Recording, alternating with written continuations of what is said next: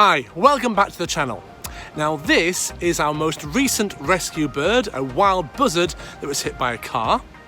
This is a picture of Ollie, our eagle owl, in the middle of a flight in one of the recent flying shows.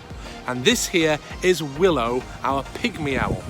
About 7 weeks old now. Now Willow isn't small because she's 7 weeks old, she's small because she is a pygmy owl, and they're just a very small species from South America.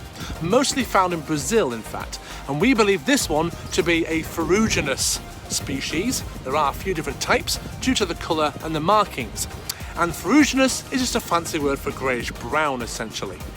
Now the pygmy owl here is weighing about 75 grams. If you've seen the introduction video we did on Willow, I think I mentioned that it was about 65 grams, but let's put a little bit of weight on, bulked up slightly.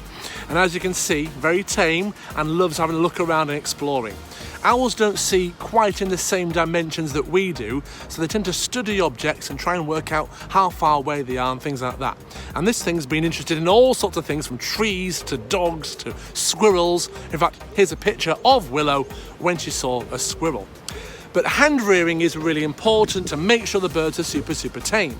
And this now is our smallest owl. You'd think it could be scared of things more than the bigger ones, but no, it's a pretty tough little cookie actually. And we're really pleased with this bird, I must say. It's just fascinating, and people, I find, generally quite surprised about how big owls can get, like a 6-7 pound eagle owl, for example. But they're even more surprised with how small the smallest owls can get. So 75 grams, the smallest type of owl in the world is the elf owl that can weigh as little as 30 grams, which is kind of a sparrow size. Now I'm currently in the museum gardens on an evening, so it's nice and quiet. I thought we'd do a bit of filming before we pack up and go from the display we've been running here. And you may have seen the recent video I did on our busy July. It was our busiest month ever. We've got some really big, exciting shows coming up this month. And I've been inquired by a TV company, a movie company in fact, about doing some filming with one of our owls. And I'm not going to tell you any more than that just yet. It's very exciting stuff. I'll have to tell you about that in another Owl Diary in the near future, but keep an eye on the channel to find out more. Now we've also had some people come recently to our display here in York who had travelled a long distance. The lady, the mum, had said she used to go to university here and used to come and see the birds all those years ago. Her children now a bit older, she's come to visit, and she said, "We've come to York just to come and see your birds," or at least that was the main reason. I said, "That's lovely, where have you come from?" California. So they had travelled quite a distance to see us. Now maybe they'd come for other reasons as well, but let's just say, because it sounds good, that they came over the Atlantic Ocean just for that reason. We've also had some interesting visitors recently I'd like to mention, because they did give us a wonderful donation when holding the birds. In fact, Bill, his granddaughter Madeline, donated a lot of her own money to the cause of the rescue work. As I say, we've got a buzzard in at the minute. We have released recently a tawny owl back into the wild, a little owl back into the wild as well. So we do lots of that work all the time, and lots of education work. But he was saying in an email to me how grateful he was that we were able to let him meet the birds and handle them, and his children held different birds, and we give them all the various facts and information about them, because we love to educate people about them. There's so many really interesting things.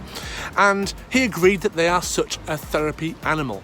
So I'd like to thank and say hi to Madeline, Elsie and Wills, who came and held the birds. It was lovely for our team to meet you.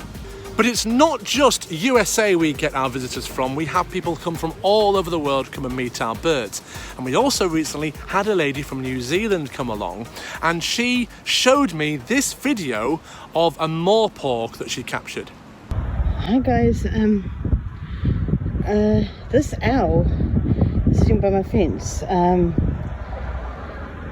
As you can see, I'm extraordinarily close to it. I don't want to go any closer. I respect birds. I'm a bit frightened of them, to be honest. Never seen an owl before in Tahi Bay. I don't know whether it's a juvenile or an adult, and I'm not too sure what to do with it. I'm sort of going to walk away from it. Now the moorpork is a small species of owl, and it's closely related to the boobook owl of Australia, but it is just found in New Zealand. It's called a moorpork because that's the sort of noise it makes. There were quite a few owls with that kind of idea going on with the name, like the saw-whet owl in America, because of the sound it makes essentially. And It's a really great clip, and I asked her if she'd ping it across to my phone, and she has, which is why we've now put it in this YouTube video. Something a little bit different there for the Owl Diary. So it's August now, we're having a very busy summer and we're really enjoying it. It's lovely warm weather, we're doing lots of displays in the shade at the minute to keep the birds cool, and we've been so busy that I've hardly had any time to actually film any videos, which is why this particular Owl Diary is a little bit shorter. However, I'm pleased you've watched it, and do keep an eye on the channel for further videos. I'll leave you with some clips of Willow here as she was growing up over the last 7 weeks of us hand-rearing the owl. Thanks for watching.